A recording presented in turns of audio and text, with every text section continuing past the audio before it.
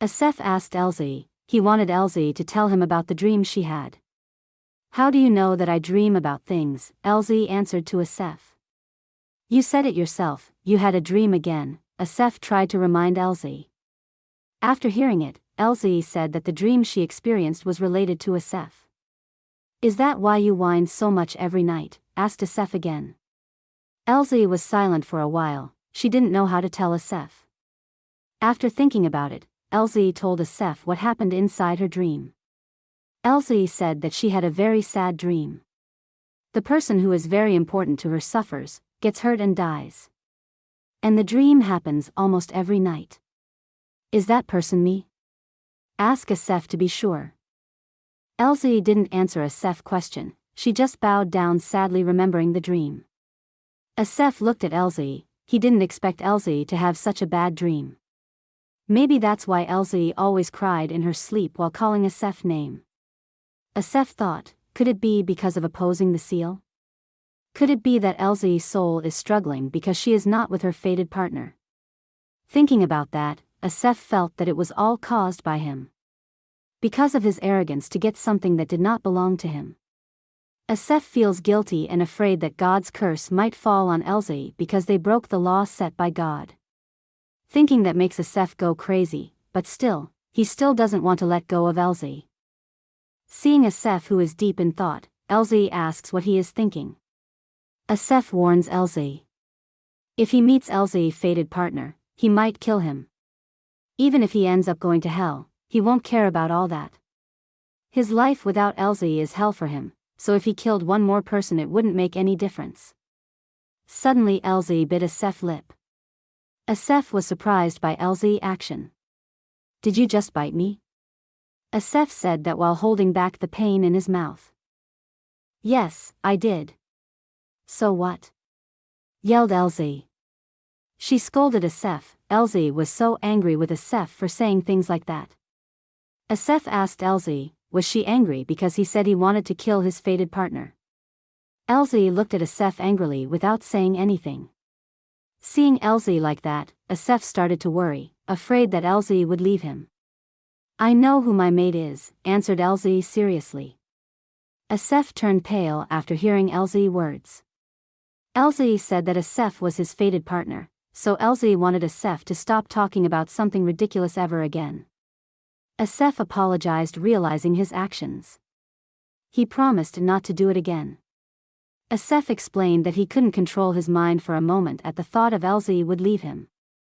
Elsie hugs Asef and says that he will slide it this time. However, if Asef continues to behave like that, then Elsie will really leave him.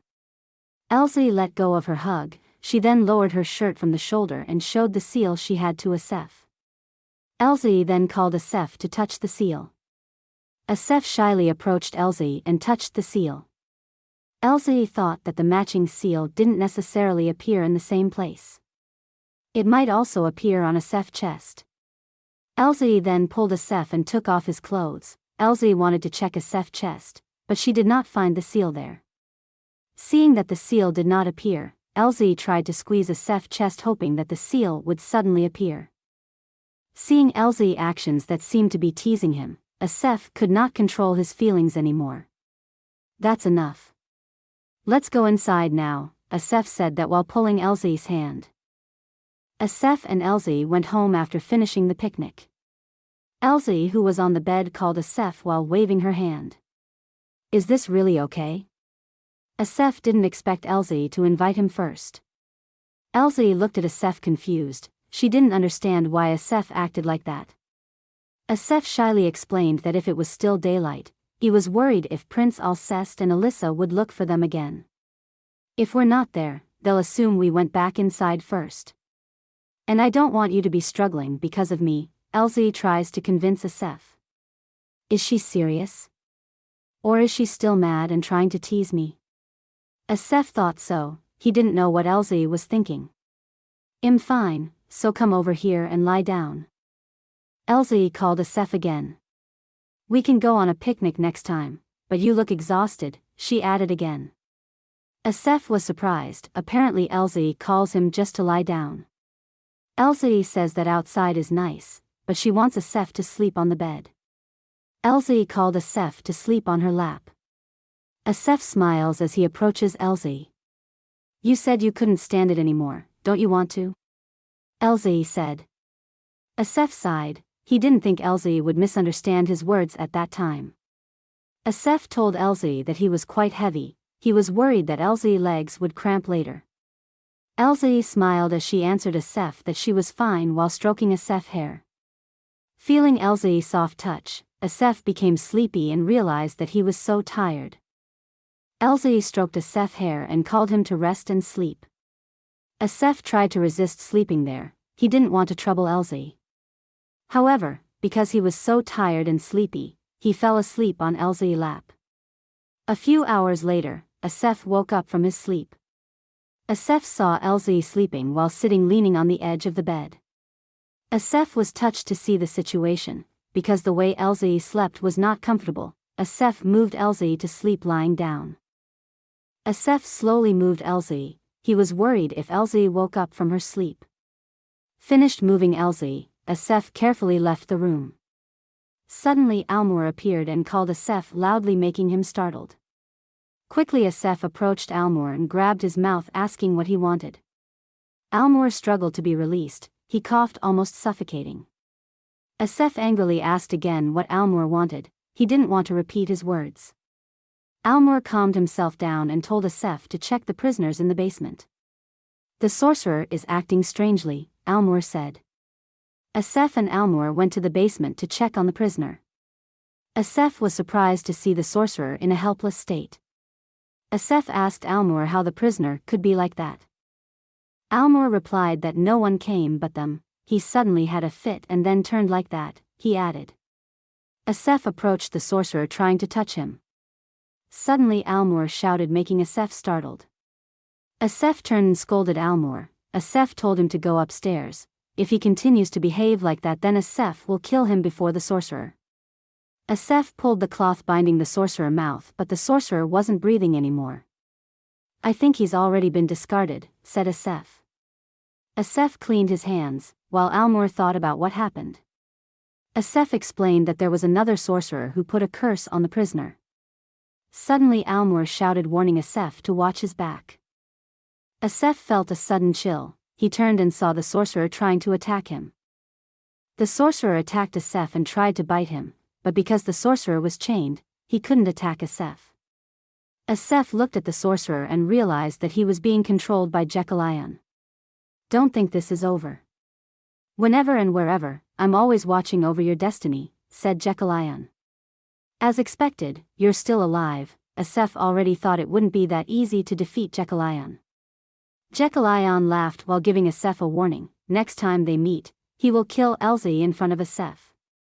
Asef ignored those words. He grabbed the sorcerer's head and attacked him with mana.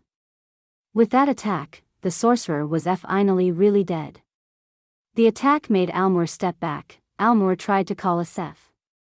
Asef turned and told Almor to stay away. He didn't want Almor to make a fuss. Asef ordered Almor to close the place and called Prince Alceste to purify the place. While in a place far away from there, Jekyll, who was controlling the sorcerer, laughed with satisfaction.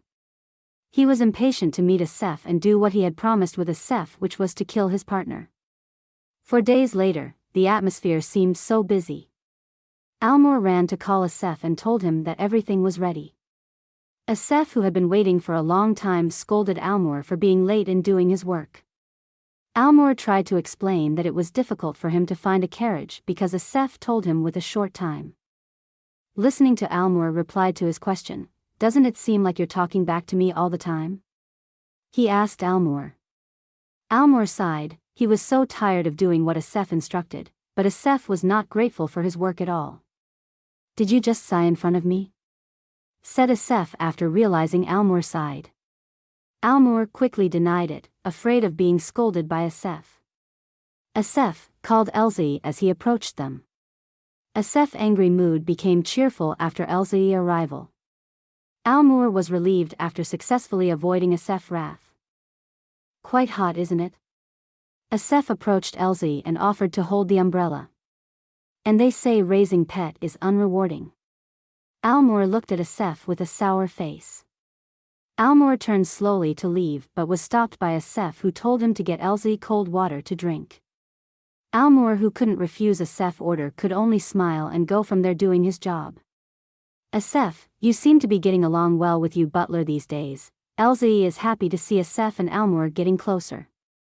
He was always walking on eggshells around you before, said Elsie.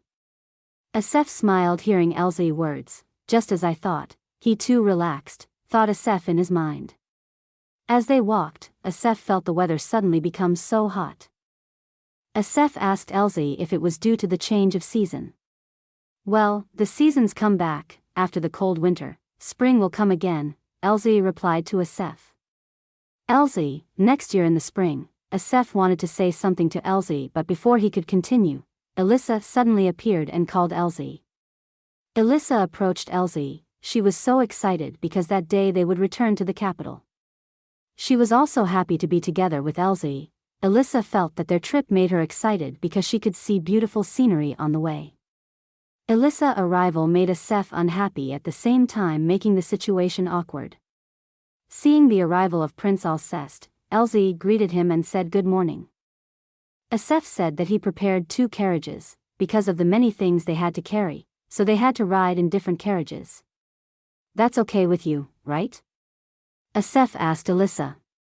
Hearing what Asef said, Elissa did not agree with Asef's opinion. She wanted to be with Elsie. If there is a lot of luggage, you can just put it in one of the carriages, said Elissa. Lady Elissa, don't you have any sympathy for the horses that have to pull such a heavy thing? Said Asef to Elissa. Elissa and Asef looked at each other. Both of them didn't want to give in. Because they had to arrive in the capital before sunset, they had to move immediately. Elissa said to Prince Alceste, she wanted to go with Elsie. Elissa, if you want to ride with her, you may, Prince Alceste said that to Elissa. But after he said that, he felt a sudden chill from behind. He turned and saw Asef looking at him angrily. Understood the meaning of Asef's gaze, Prince Alceste tried to persuade Elissa to be with him because he wants to be alone with Elissa. Elissa finally agreed to follow Prince Alceste after being persuaded several times. Asef smiled satisfied after he managed to make Elissa give in. After Prince Alceste and Elissa left, Asef took Elsie into their carriage. Meanwhile, Almor had just arrived with water, but the carriage had already started moving. Asef looked out of the window and called Almor to quickly follow them.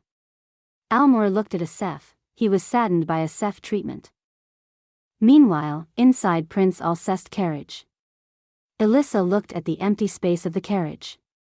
There is so much space here, we could have all ridden in one carriage together, Elissa murmured. Is it boring to travel with just me? Prince Alceste asked after hearing Elissa's complaint.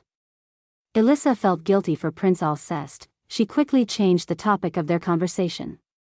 Anyway, Zay's carriage is following ours, right? Elissa asked that because she didn't see the carriage Elsie and Asef were riding behind them. Prince Alceste explains that if they go a little further then they will find a village where they can rest. Suddenly the carriage shakes due to the uneven road. Prince Alceste holds Elissa and asks if she is all right. Elissa blushes and says she is fine. If you feel the slightest bit uncomfortable, just tell me, he said while placing the cushion behind Elissa for her to lean on. Elissa pulled Prince Alceste's hand and invited him to sit beside her. Prince Alceste followed Elissa's wishes. He then sat down. Elissa said that she was more comfortable leaning on Prince Alceste than the cushion. Prince Alceste looked at the happy Elissa. Meanwhile at the carriage Elsie and Asef. Elsie looked outside the carriage with a happy face while enjoying the area around them. Asef held Elsie's hand and channeled his mana. Due to the sudden coldness, Elsie was surprised and looked at Asef. Asef saying that it was a gift from him. Elsie raised her hand and saw a rabbit statue in her palm. Oh my goodness, it's so cute. Elsie was so happy to receive the gift. Elsie asked Asef if he did it using mana. Yes, I've gotten a bit more used to it, he replied to Elsie. Although using mana still makes me awful, thought Asef in his mind. Elsie was very happy with the gift because it was so cute. But due to the hot weather, the statue started to melt quickly. Elsie was worried and didn't know what to do. Asef explained that he could make it again if Elsie wanted. Then hurry before it melts away, Elsie said to Asef. But he didn't just do it, he also wanted a gift from Elsie. That I don't really have anything I could give you, answered Elsie to Asef. Well, what could it be? Think about it before it melts away, Asef said while leaning on Elsie. Elsie, who didn't know what gift to give, she leaned closer to kiss Asef. However, before she could do it, they were startled by their shaking carriage. Asef looked out the window to see what was happening. He was surprised to see a fireball heading towards their carriage. Asef quickly kicked the door to open it and carried Elsie out of the carriage. The fireball almost hit them, but Asef managed to avoid it. Asef turns to check on Elsie. Elsie tells him she is fine. What's going on? Elsie asked Asef. Asef looked at their burning carriage. He also didn't know who did it. Asef heard someone calling him. He turned and saw Almur running towards them. Almur, with his torn clothes, ran towards Asef asking him for help. What is behind you? Shouted Asef to Almur. I don't know, I have no idea what they are, replied Almur while running. Because Asef couldn't see because it was so far away, he didn't know that the one chasing Almur was a group of sorcerers. Asef called Elsie to go behind him. Asef was getting ready to attack the enemy who was chasing Almur. After Almur almost reached them, Asef called him to duck because he was ready to launch his attack. After warning Almur, Asef released his attack. Seeing the attack coming, Almur quickly lowered his head to avoid the attack. Asef's attack was right on target. Almur looked back and found that his pursuer had disappeared. Meanwhile, Asef held back the pain and numbness of his hands caused by the mana he used. My lord, I thought you were going to cut me in half. Almur said that while approaching Asef. You moron, Asef looks at Almur and scolds him. Elsie calls Asef. Elsie reminds Asef to be careful because there are more enemies coming. Asef and Almur are surprised to see the enemies coming. They see that the enemies are increasing in number.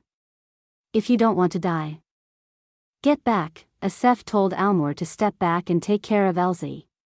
It feels like their numbers have increased. I must be mistaken, right? Said Almur after stepping back. Because the time that Asef wanted to spend with Elsie was interrupted by the attack, he wanted to release his anger on the enemy. Asef took out his sword and strengthened his sword with the mana he had. After doing that, he did his attack after attack. But every attack he did, Asef realized that his opponent was not a human. Asef was sure that their enemy was a demon. Elsie, who saw the situation, was also confused. Nothing like this happened in the book, Elsie thought so. Suddenly an enemy appeared from behind Elsie trying to attack her. Asef was surprised to hear Elsie scream. He looked back and saw Elsie fall to the ground. Elsie said that she was fine, but she was worried about Almur, who resisted the attack of the enemy. Seeing Almur, who was trying to block the attack, Asef called him to retreat back. Then Asef unleashed an attack on the enemy. Elsie approached Almur and helped him to stand. I think I've been bitten, screamed Almur in pain. Almur looked at his hand and saw it was burning, and that made him panic. Seeing Almur panicking, Asef approached Almur and froze his hand using mana. You won't die, so stop crying like a baby, said Asef while taking off his coat. You can ask Prince Alceste to purify the wound, so hold out until then, he added, then gave his coat to Almur to cover the wound. Elsie stands up and starts getting worried after thinking about Alyssa's condition. Asef tries to calm Elsie and says Alyssa will be fine because she is with Prince Alceste. As long as that light is there, she'll be fine, Asef says that while looking towards the bright light. More importantly, we need to get out of here, said Asef. He realized that their enemies were increasing in number. Meanwhile, Prince Alceste finally managed to defeat his enemy. Alyssa, you can get down now, said Prince Alceste while putting Alyssa down. Suddenly Alyssa's leg was pulled by a demon. That caused Alyssa to be surprised and kicked the demon without mercy. Guess I don't have to carry her after all, thought Alceste seeing Alyssa kicking the enemy. Impressive. I don't think it'd be easy, but this is more than what I expected, said the man in a black robe. Prince Alceste was surprised to see the man because he knew him very well. The person with the cloak was none other than Prince Ludwig. One day before the incident, the palace of Varsy, the emperor chamber. Prince Ludwig, who was outside at that time, knocked on the emperor chamber to get an explanation.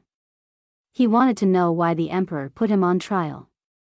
I've been more loyal than anyone for the past 20 years. Shouted Ludwig from outside. Prince Ludwig did not understand why the emperor lost faith in him. The emperor let out a sigh. He thought that it is a destiny that everyone must go through.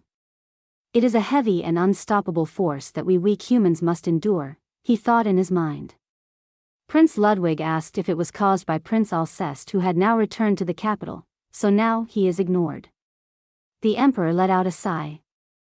You're ignorant fool Ludwig, he said. Even with the power of nation and the envy of the people in your hands, your head is still full of feeling of inferiority, he added again. You'll see. I won't just sit back and watch, shouted Ludwig, then walked away. On his way, Ludwig heard someone laughing at him. You're a sad soul that was used and abandoned, the person said to Ludwig. Prince Ludwig turned and saw a man in a black robe. He is Jekyll. I have what you desire and you have what I desire. Jekyll offers Prince Alceste power that can make him invincible, on the condition that Ludwig helps him. Back to the next day. Prince Alceste looked at Ludwig and asked why he did it. Prince Ludwig ignored Prince Alceste's words. Ludwig drew his sword ready to attack Prince Alceste. You were always the problem, if only you hadn't existed, said Prince Ludwig. He really wanted to kill Prince Alceste there. Prince Alceste called Alyssa to step back. Whatever happens, don't come any closer, he said. Alyssa hesitantly retreats back and tells Prince Alceste to be careful. Seeing Alyssa retreat back, Ludwig raises his sword and attacks Prince Alceste. You have lost your mind. Get a hold of yourself, Ludwig. Alceste shouted at Ludwig. However, Ludwig ignored Alceste and instead attacked him repeatedly. Realizing that Ludwig did not want to heed his advice, Prince Alceste swung a punch right at Ludwig's chest. The punch caused Prince Alceste to be thrown backwards and vomited blood. Prince Alceste pointed his sword at Ludwig. He realized that Ludwig had no mana. Did you, a prince, betray a god and sell your soul to the devil? He asked Prince Ludwig. Don't look at me that way.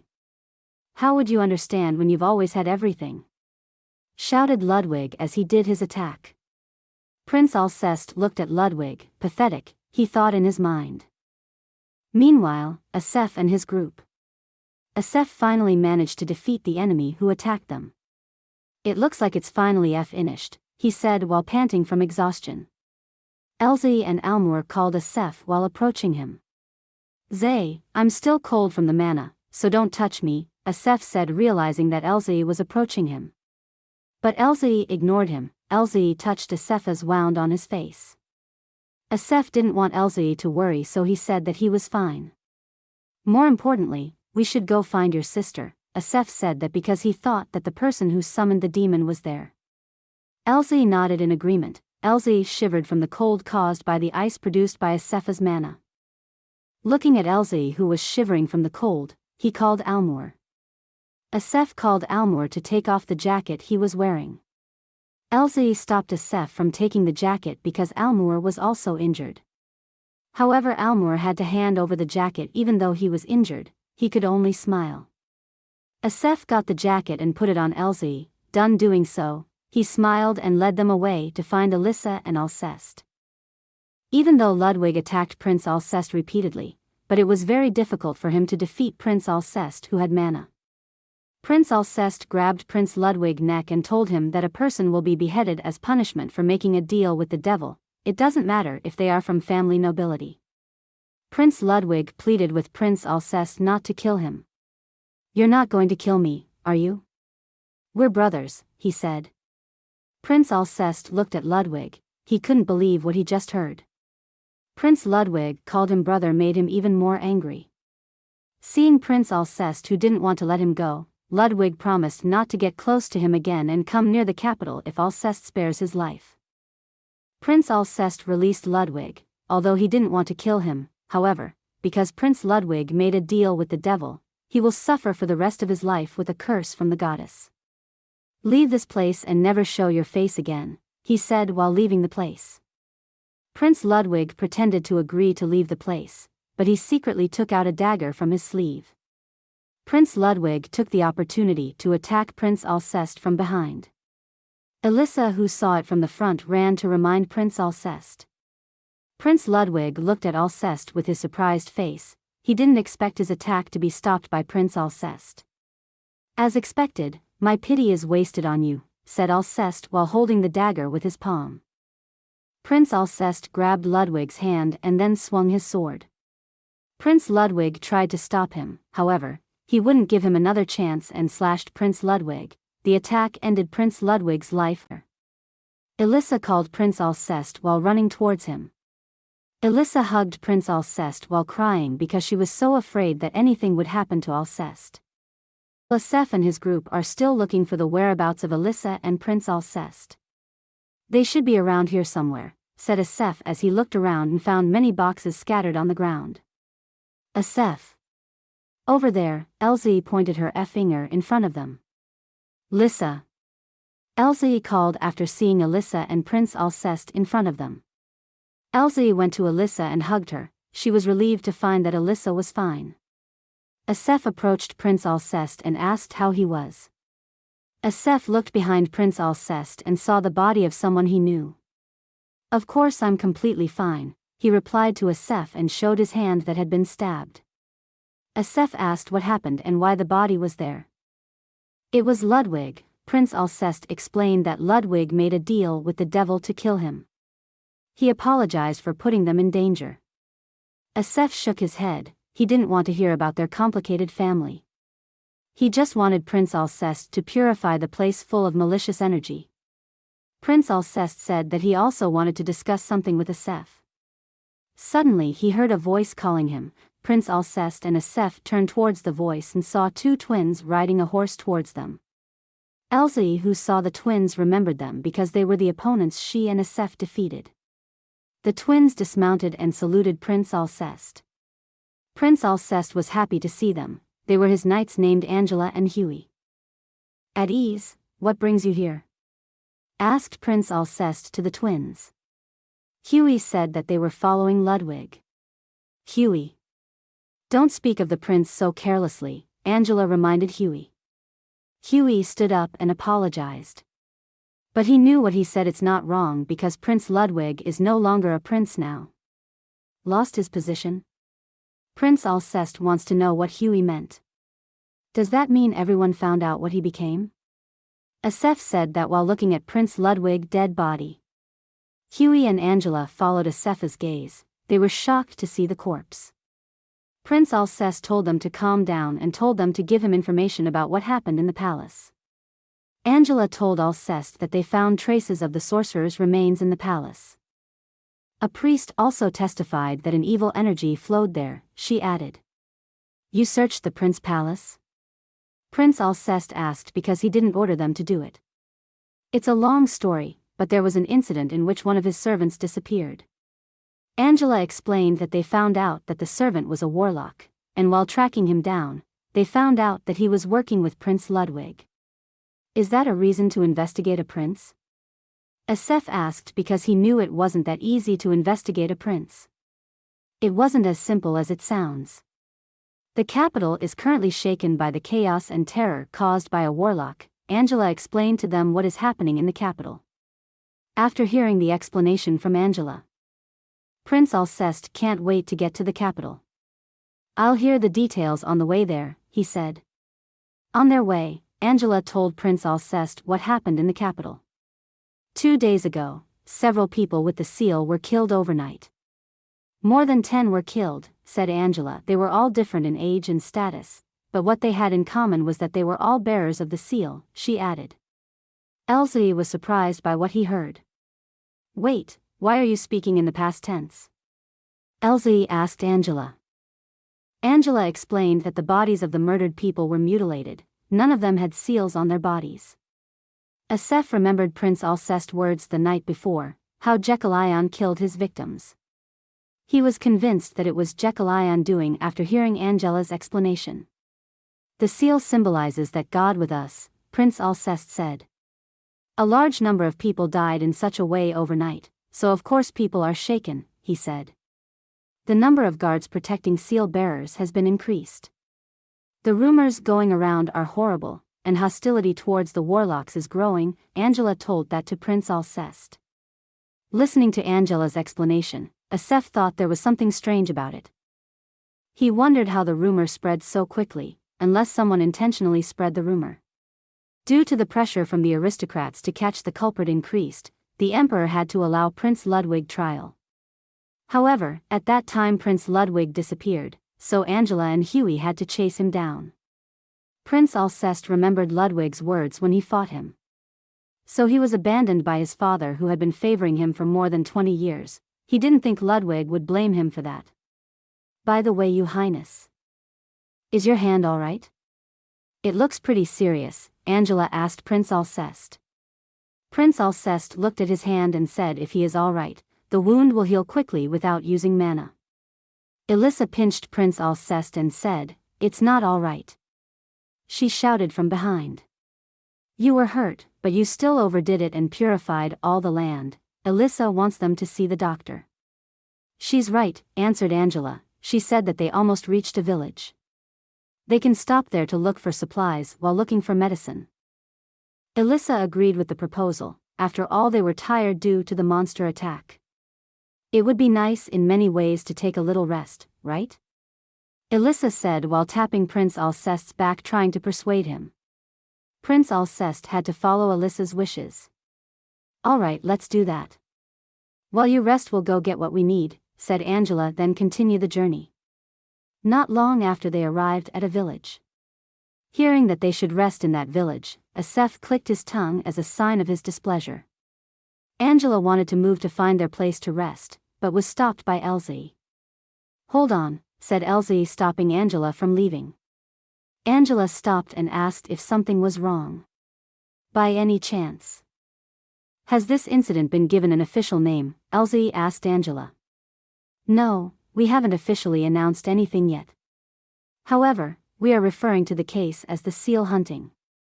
Elsie was surprised to hear the name. This is because the seal hunting is the second chapter in the novel, but she didn't read it. They finished looking for a place to rest. "We should part ways here," said Prince Alcest. "Lissa and I will use the room over there," said Prince Alcest while showing them their room. Elissa hugged Elsie. She didn't want to be separated from Elsie again. Elsie said it was just for a few hours. He didn't want Elissa to make things difficult for Prince Alcest. "That's right, stop making a fuss and scram," thought Asef in his mind. "You can come by if you need something," Prince Alcest said, that then took Elissa to rest in their room. "All right, rest well," said Asef, then bowed to pay respects. Asef grinned and felt satisfied because he and Elsie were finally alone. "Perfect," he said while looking Elissa, and Prince Alcest walked away. Elsie looked at Asef and asked what Asef meant. "Oh, it's nothing, let's go inside," he replied with a smile.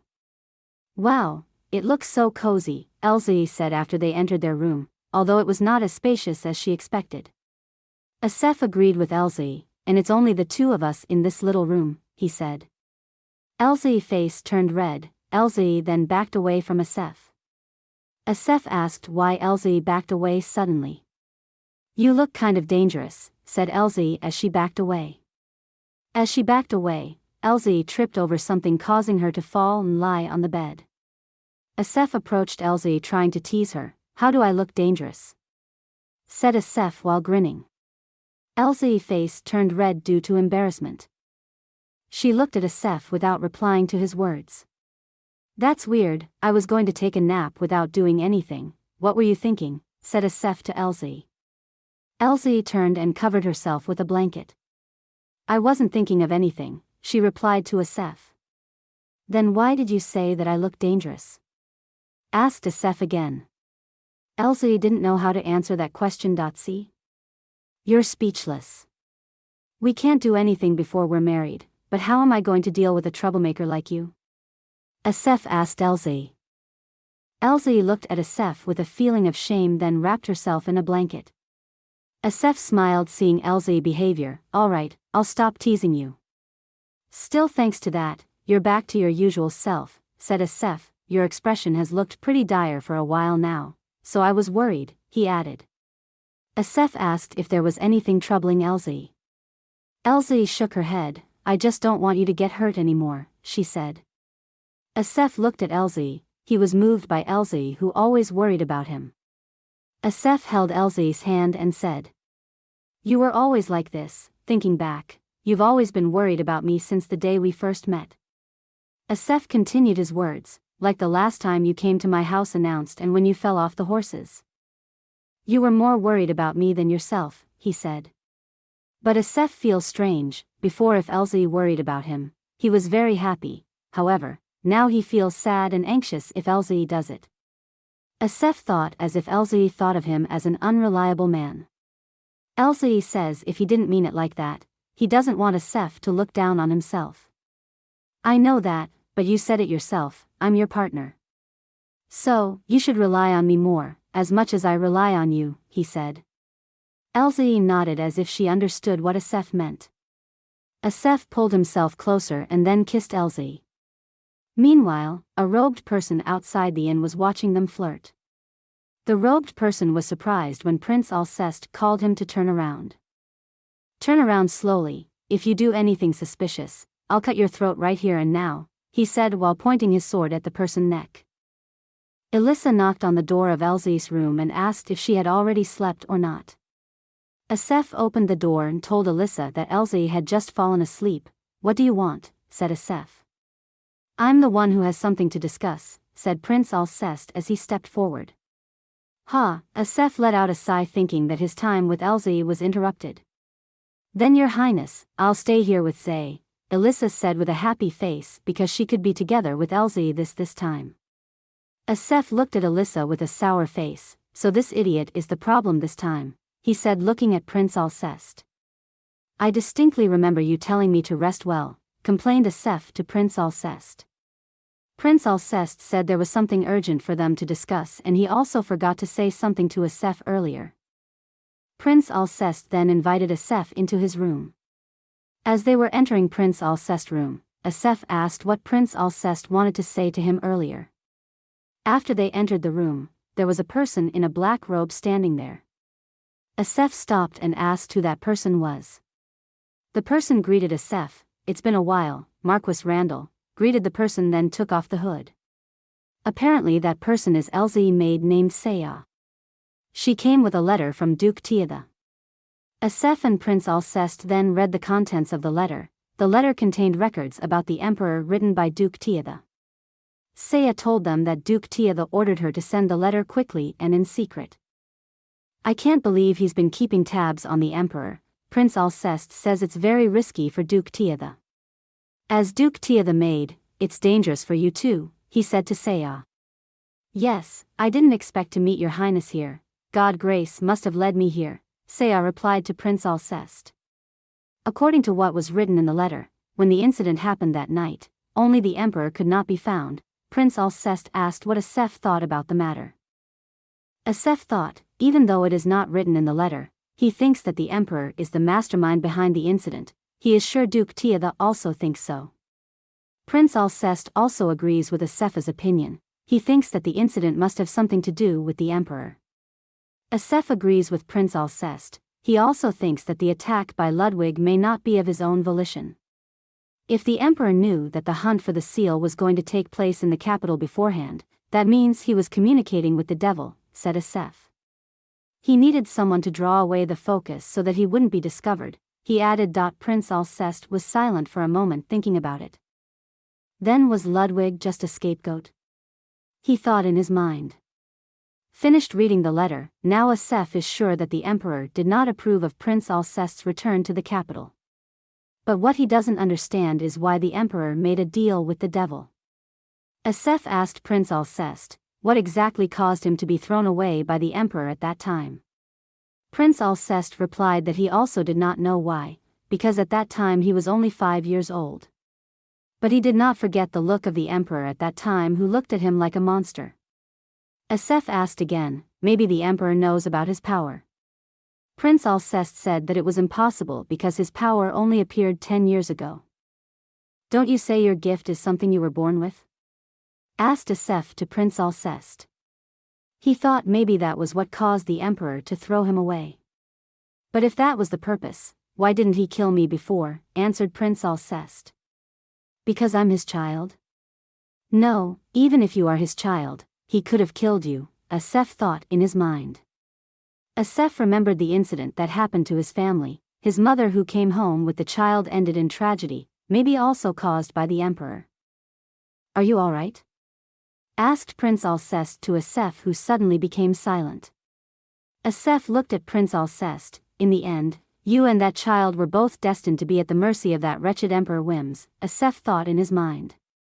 Asef said they need proof. They need proof that the emperor is working with the devil, so they can bring down the emperor. Prince Alceste agrees. He then takes out a small bottle from his pocket. Asef is surprised to see the bottle containing purple liquid. He asks if it is poison made from root of anisha.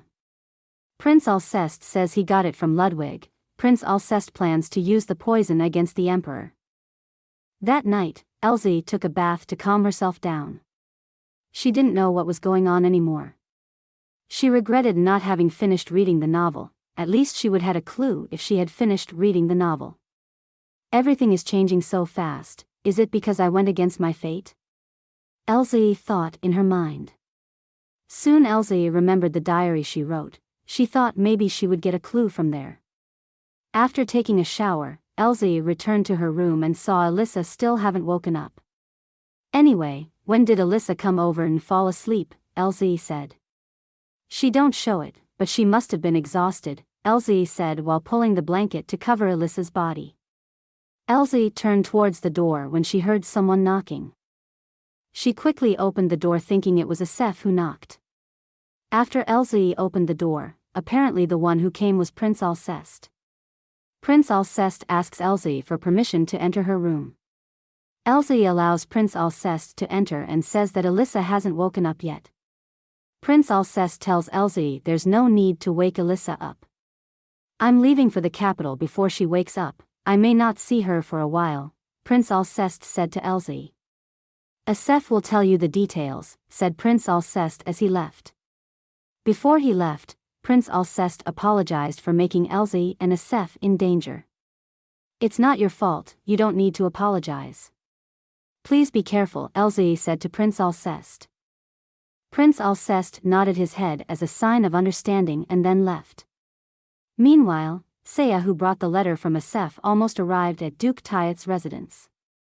Duke Tiatha, who was enjoying his evening drink, was surprised by Saya's sudden arrival. Saya called Duke Tiatha saying that she brought a letter from Asef.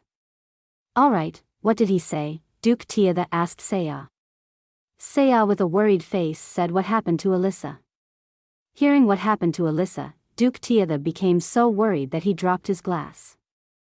A few hours ago. At that time Prince Alceste and Asef were discussing their plan. But Prince Alceste objected to Asef's idea of using Alyssa as the subject of the poison. However, Asef said that they only need to use one person. But Prince Alceste still did not agree Asef's decision. Then, do we take turns? Asef said that with a serious tone. Prince Alceste was silent without saying anything. He realized that Asef's decision was correct. Asef promised to take care of Duke Tiatha and told Prince Alceste to immediately go to the capital. They aren't the only ones you need to protect, he said to Prince Alceste. It was your idea to divide into two for the sake of seal holders scattered across the capital. He added. But Prince Alceste is worried about how he should deal with Duke Tiatha later. Asef says that is not a problem they should worry about. What they need to do now is to gain influence.